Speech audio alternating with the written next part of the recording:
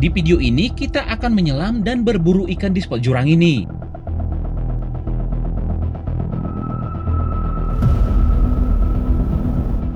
Di sini juga saya bereksperimen apakah suara pemanggil ikan yang biasa digunakan spero-spero di laut berfungsi memanggil ikan di Danau Toba.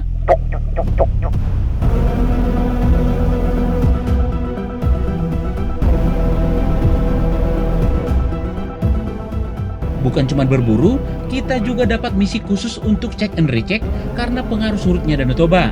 Siapkan kopimu, selamat menyaksikan dan enjoy!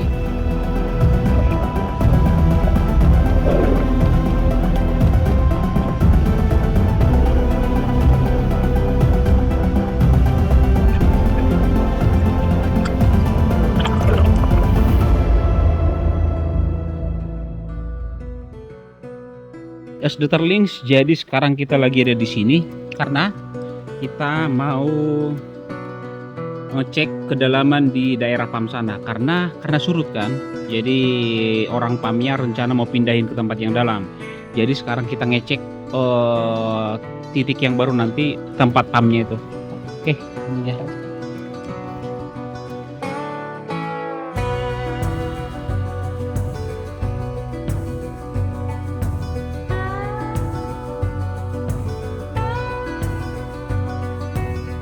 Jadi ini PAM yang dipakai di Bandige. Jadi karena udah hampir 1 meter lah apanya. Jadi kita mau cari titiknya ke sebelah kiri dulu. Jadi mereka minta radius 10 meter maksimal 20 meter. Tapi di sini udah dalam ini. Kita coba ya. Alasan teknisi PAM berencana untuk memindahkan pompa air ini ke tempat yang lebih dalam adalah karena debit air yang dihasilkan pompa di titik sekarang tidak maksimal lagi untuk menyuplai air untuk pelanggan mereka. Itu dipengaruhi karena surutnya air Danau Toba, sehingga pompa air tidak menghasilkan debit air seperti biasanya. Jadi tugas kami sekarang adalah mencari titik terdekat dari titik pompa sekarang.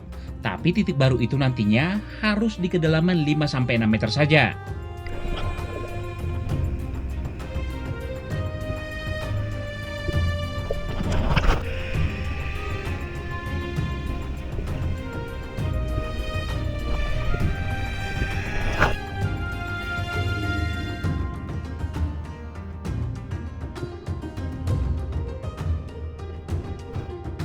Kalau dari titik pertama ke depan sana itu tidak mungkin lagi karena apa? Sampai ke depan sana itu begini dia.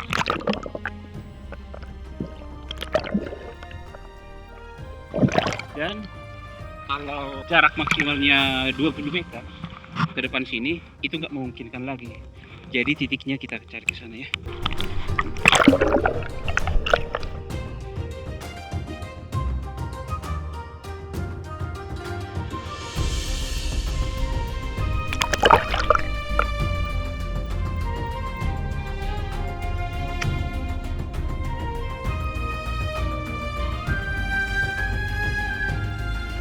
Setelah saya dan tim cek semua sisi, di radius 10-20 meter, kita akan buat tanda di sebelah kiri.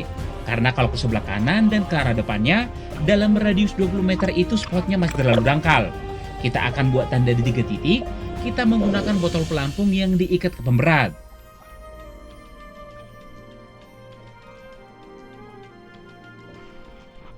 Sebelum kita fokus perfishing, kita akan cek ulang tanda-tanda yang kita buat tadi. Ini titik pertama, menurut saya ini titik yang paling cocok karena paling dekat dengan titik pompa sekarang. Dan dasar potnya juga curam dan bukan batu, jadi lebih mudah untuk dibor nantinya. Dan kalaupun mereka menginginkan lebih dalam, tinggal maju sedikit saja sudah bertambah kedalamannya. Dan ini titik kedua, posisinya di sini, dan titik ini dasarnya tepat dengan jurang. Jadi lokasi ketiga itu agak keserok kan? Baru bawahnya.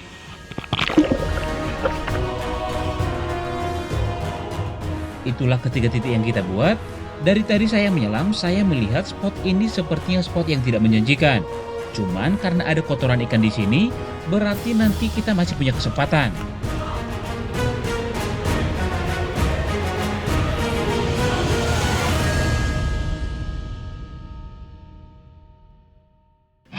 Setelah selesai pengukuran yang tadi, kita lanjut berfishing.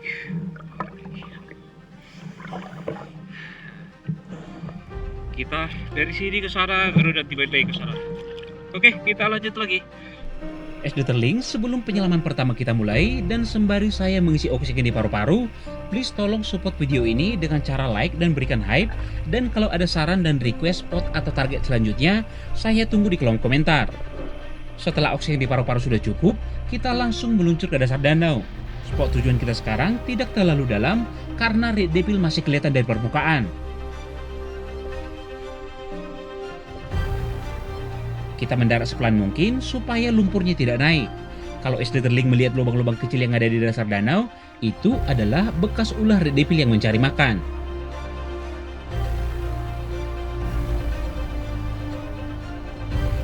Beberapa detik menunggu, yang datang bukan ikan target. Yang datang adalah kepulan debu dari pendaratan kita tadi. Padahal tadi saya sudah berusaha mendarat semulus mungkin.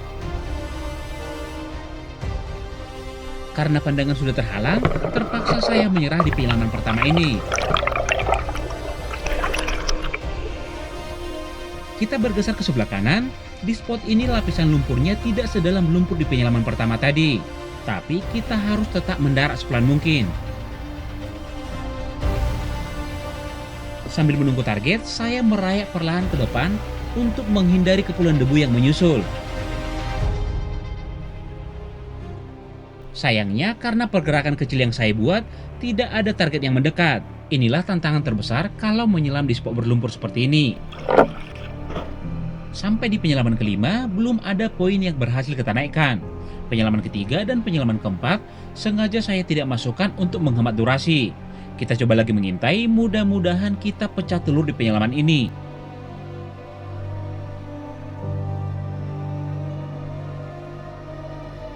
Setelah saya perhatikan, ternyata kita sudah sampai di tanda pertama yang kita buat tadi.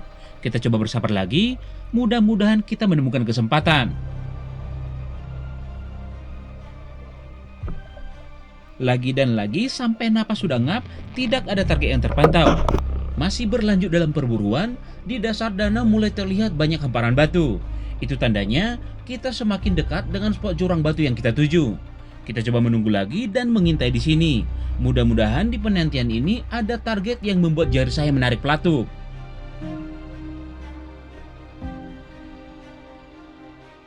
Beberapa saat kemudian, kesabaran kita akhirnya berbuah manis. Di sebelah kanan atas saya melihat ada target. Segera saya arahkan spear gun dan langsung melepaskan tembakan. Yap, tepat sasaran, bidikan yang sangat bagus karena tepat mengenai bagian ketiak ikan. Di sana ikannya coba berontak, tapi mustahil itu bisa lepas lagi. Ini dia poin pertama kita hari ini, tidak terlalu besar, size-nya paling hanya di sekitar setengah kiloan. Sebagai poin pembuka, patut untuk disyukuri.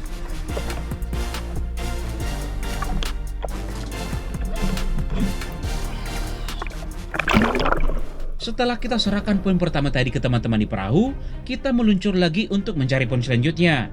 Titik sekarang sudah memasuki spot jurang yang saya bicarakan dari tadi. Kita coba mencari tempat mengintai yang bagus dan kita coba menunggu di sini.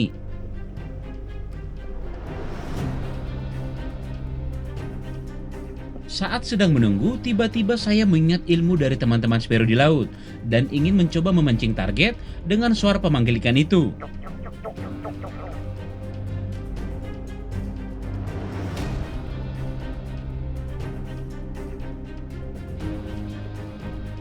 Sampai stok oksigen di paru-paru sudah habis, suara pemanggil itu tidak membuahkan hasil. Tapi saya masih penasaran dengan efektivitas suara pemanggil ikan itu. Saya pun bersiap-siap dan menyimpan udara sebanyak mungkin, dan meluncur lagi mencari spot mengintai yang bagus.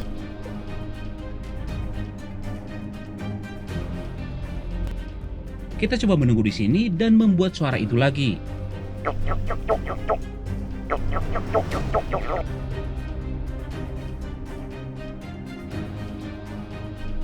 Beberapa saat kemudian dari sebelah kiri muncul beberapa ekor ikan target.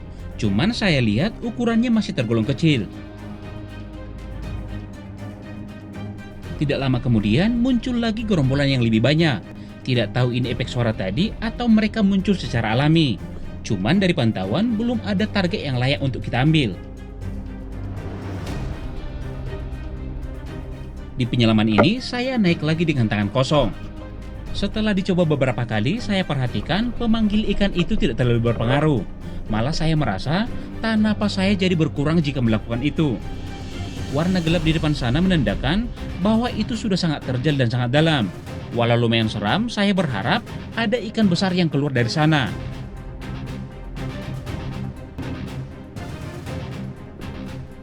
Beberapa saat kemudian di sebelah kiri muncul banyak ikan-ikan kecil. Kemungkinan itu adalah ikan-ikan kecil di penyelaman sebelumnya. Cuman ada satu target yang menarik perhatian saya. Saya pun bidik dan langsung melepaskan tembakan. Yap, tepat mengenai target, saya pun langsung naik ke permukaan karena bagaimanapun saya tetap kena mental melihat gelapnya spot jurang itu.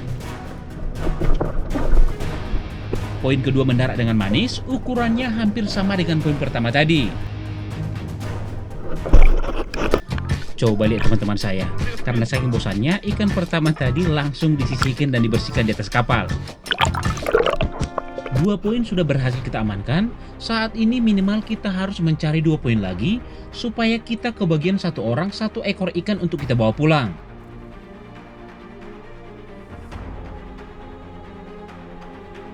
Tidak lama setelah sampai di dasar spot, dari kegelapan jurang muncul 2 ekor ikan nila.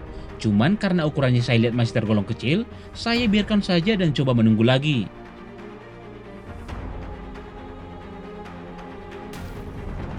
Tepat di penghujung stok oksigen di paru-paru, dari kedalaman jurang kembali muncul beberapa ekor ikan yang mendekat.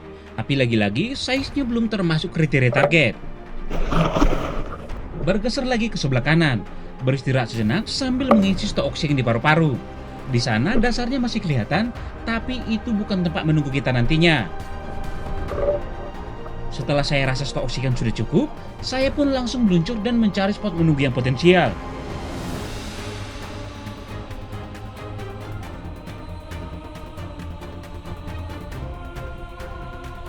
Kita coba menunggu di sini, tepat di tepian jurang ini. Mudah-mudahan bukan jadi penyelaman yang sia-sia lagi.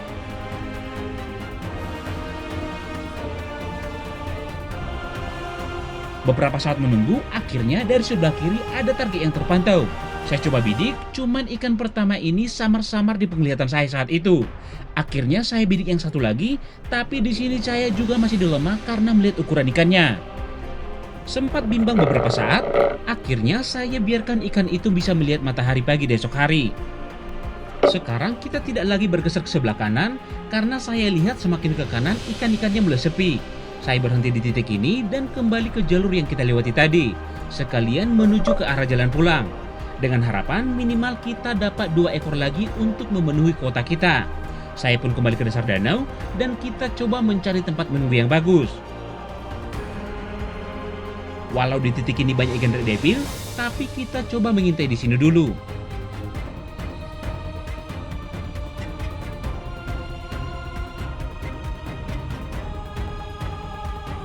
20 detik kemudian dari sebelah kanan terpantau beberapa ekor ikan besar. Saya coba arahkan spear gun, namun target itu lari dan tidak sempat terekam. Cuman di sini saya tetap menunggu, siapa tahu mereka kembali.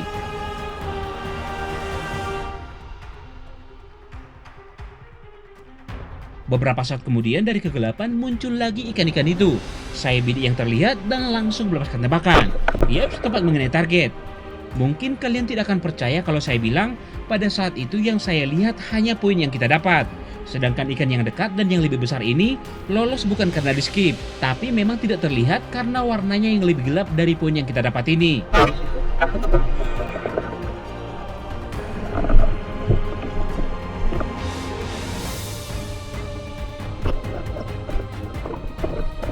Ini dia poin ketiga kita, dan sejauh ini yang paling besar yang kita dapat dari spot ini. Cuman saya langsung berpesan kepada teman-teman di perahu supaya ini jangan dibersihkan karena saya mau bawa ke rumah.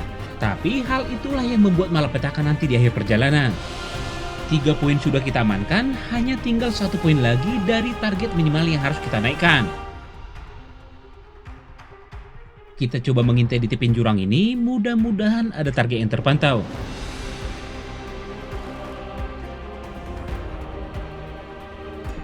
Sejauh penantian kita di sini, kita hanya disambut ikan-ikan kecil, yang kalau kita tembak pasti akan hancur dan pasti akan capek nge-reload spear gun lagi.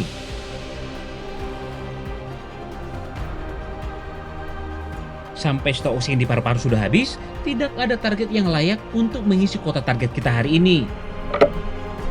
Belum mau menyerah karena kasihan juga kalau nanti satu di antara kita tidak dapat bagian. Jadi saya berusaha mencari satu ekor lagi, minimal ukurannya sama dengan poin pertama dan poin kedua kita tadi. Kita coba menunggu di sini dan berharap ada yang datang dari kedalaman sana.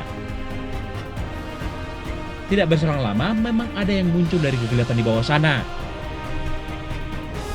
Sempat saya bidik yang satu ekor ini, cuman karena stok oksigen masih banyak, saya mau coba lagi suara pemanggil ikan itu.